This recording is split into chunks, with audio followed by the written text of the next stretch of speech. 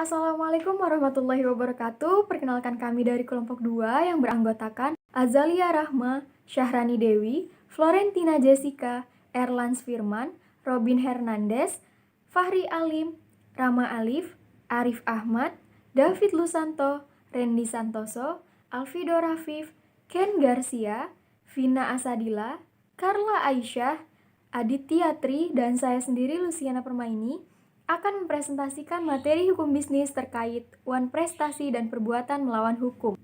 Baiklah, untuk selanjutnya pemaparan materi yang akan langsung disampaikan oleh rekan-rekan saya. Tujuan pembelajaran dari materi ini, yang pertama, mengetahui pengertian dari wan prestasi. Yang kedua, mengetahui unsur-unsur dari wan prestasi. Yang ketiga, mengetahui bentuk-bentuk dari wan prestasi. Yang keempat, mengetahui pengertian dari perbuatan melawan hukum atau PMH. Yang kelima, mengetahui unsur-unsur dari perbuatan melawan hukum atau PMH. Yang keenam, mengetahui perbedaan antara wan prestasi dengan perbuatan melawan hukum.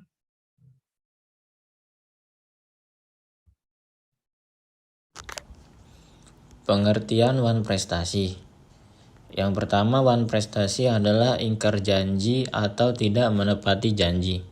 Yang kedua, menurut Abdul R. Saliman, wan prestasi adalah suatu sikap di mana seseorang tidak memenuhi atau lalai melaksanakan kewajiban sebagaimana yang telah ditentukan dalam perjanjian yang dibuat antara kreditur dan debitur. Selanjutnya pengertian wan prestasi.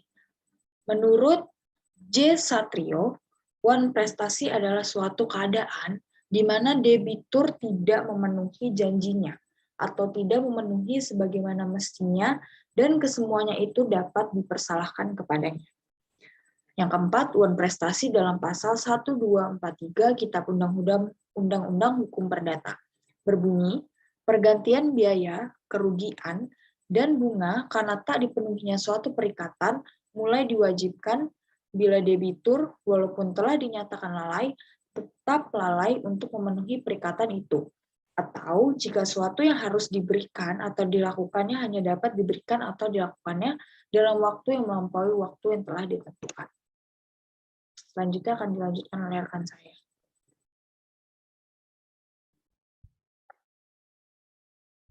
Unsur-unsur wan prestasi. Yang pertama, ada perjanjian oleh para pihak. Yang kedua, ada pihak melanggar atau tidak melaksanakan isi perjanjian yang sudah disepakati. Dan yang ketiga, sudah dinyatakan lalai tetapi tetap juga tidak mau melaksanakan isi perjanjian tersebut.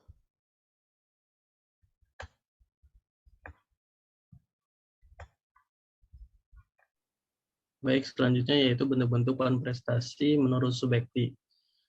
Di sini ada 4, saya akan menyebutkan 2, yaitu 1, tidak melakukan apa yang disanggupi untuk dilakukan, kemudian 2, melakukan apa yang diperjanjikan tapi tidak sebagaimana yang diperjanjikan.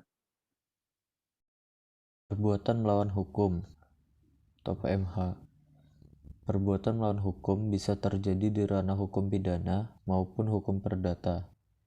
Dalam tulisan ini yang dimaksud PMH adalah yang dalam ranah hukum perdata. Menurut Munir Fuadi, perbuatan melawan hukum adalah sebagai suatu kumpulan dari prinsip-prinsip hukum yang bertujuan untuk mengontrol atau mengatur perilaku bahaya. Untuk memberikan rasa tanggung jawab atas suatu kerugian yang terbit dari interaksi sosial, dan untuk menyediakan ganti rugi terhadap korban dengan suatu gugatan yang tepat.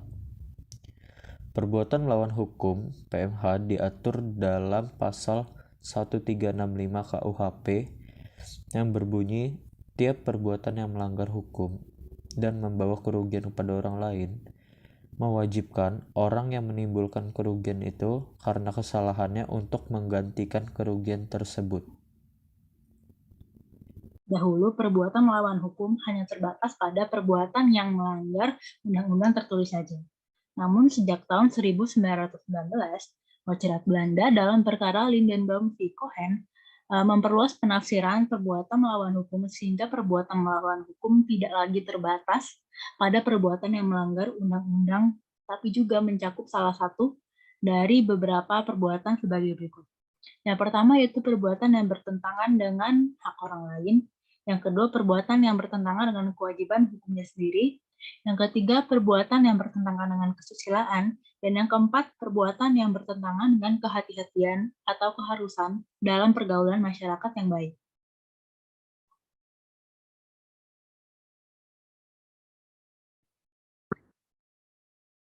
Baiklah, selanjutnya saya akan melanjutkan presentasi perbedaan unsur-unsur antara WA prestasi dan PMH. Unsur-unsur WA prestasi sendiri yang pertama ada perjanjian, ada pihak yang ingkar, janji atau melanggar perjanjian, telah dinyatakan lalai namun tetap tidak melaksanakan isi perjanjian. Sementara unsur-unsur dari PMH terdapat adanya perbuatan yang melawan hukum, adanya kesalahan yang dilakukan pihak pelaku dan menimbulkan kerugian, dan ada hubungan kausalitas antara perbuatan dan kerugian. Untuk yang selanjutnya ada perbedaan dari kriteria wan prestasi dan juga perbuatan melawan hukum. Kriteria pertama dari wan prestasi yaitu tidak melakukan yang disanggupi untuk dilakukannya. Kemudian yang kedua, melaksanakan apa yang dijanjikan tetapi terlambat. Yang ketiga, melaksanakan apa yang dijanjikan tetapi tidak sebagaimana yang dijanjikan. Kemudian yang keempat, melakukan sesuatu yang menurut perjanjian tidak boleh dilakukan. Kemudian ada kriteria dari perbuatan melawan hukum. Yang pertama, melanggar hak subjektif orang lain. Yang kedua, melanggar kaidah tata susila. Yang ketiga, bertentangan dengan kewajiban hukum pelaku. Oke, selanjutnya yaitu perbedaan pembuktian dalam gugatan. Pada WA-prestasi, penggugat hanya menunjukkan bahwa terdapat perjanjian yang dilanggar atau wan prestasi. Sedangkan pada PMH, penggugat harus membuktikan unsur-unsur PMH dan membuktikan adanya kesalahan yang dilakukan debitur. Selanjutnya ada hak menuntut. Hak menuntut ganti rugi dalam wan prestasi didasarkan pada pasal 1243 KUH Perdata yang pada pokoknya dalam menuntut ganti rugi tersebut membutuhkan pernyataan lalai. Lalu dalam PMH tidak dibutuhkan somasi. Karena setiap kejadian PMH, maka pihak yang merasa dirugikan dapat menuntut ganti rugi secara langsung.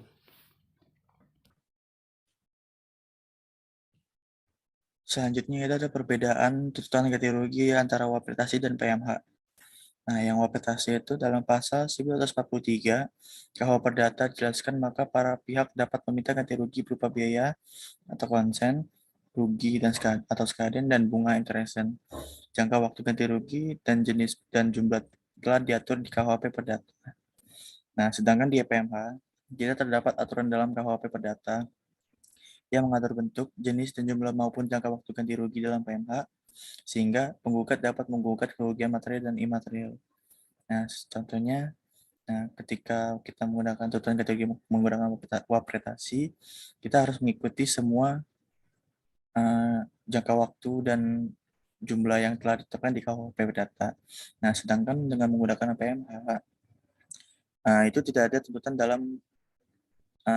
dalam tulisan yang tertulis, sehingga penggugat dapat meminta kerugian ataupun dalam jangka waktu yang sesuai dengan ditetapkan oleh penggugat.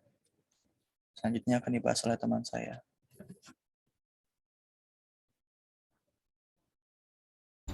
PMH. Tidak terdapat aturan dalam KUH Perdata yang mengatur bentuk, jenis dan jumlah maupun jangka waktu ganti rugi dalam PMH, sehingga penggugat dapat menggugat kerugian material dan imaterial.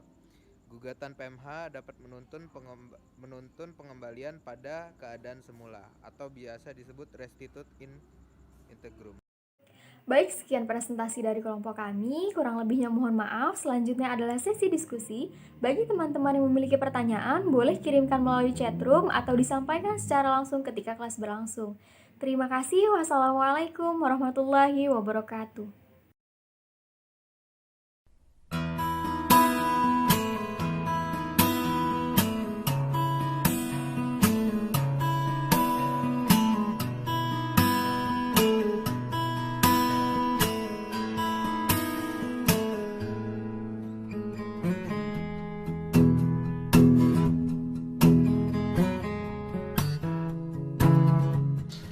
Assalamualaikum warahmatullahi wabarakatuh. Hai guys, saya akan menjelaskan suatu contoh kasus One Prestasi yang akan diperankan oleh kawan-kawan saya. Yang mana di sini Alvin menjadi kreditur sebagai yang memberikan sewa rumah terhadap Edwin sebagai debitur, yaitu penyewa rumah daripada Alvin.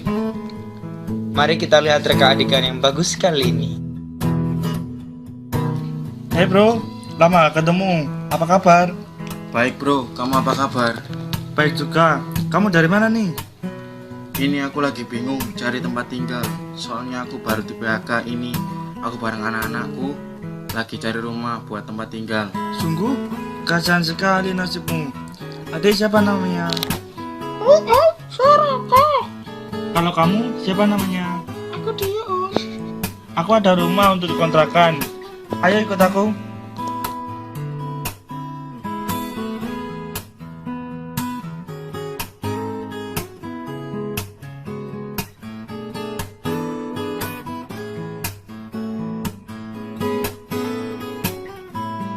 Ini rumahnya. Wow, bagus ya rumahnya. Kita ke dalam yuk.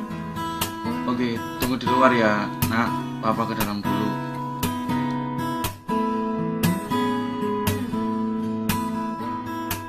Bagaimana? Kamu mau tidak tinggal di rumah ini? Oke, aku setuju. Bagaimana dengan pembayarannya? Pembayarannya dicicil setiap tanggal 25 per bulannya. Apabila kamu tidak sanggup, dengan sangat terpaksa, kamu harus meninggalkan rumah ini. Baiklah, aku setuju dengan perjanjiannya. Silakan kamu menikmati rumah ini. Aku tinggal dulu ya, soalnya ada urusan. Oke, terima kasih atas bantuannya. Maaf udah merepotkanmu dan menyita waktumu. Iya, sama-sama.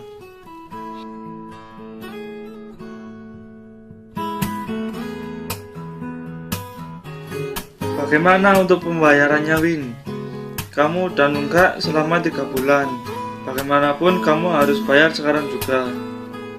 Maaf ya, Vin. Sepertinya aku tidak bisa untuk membayar uang sewa tersebut. Aku tidak punya uang sekarang juga. Baiklah, dengan sangat menyesal, kamu harus meninggalkan rumah ini sekarang juga.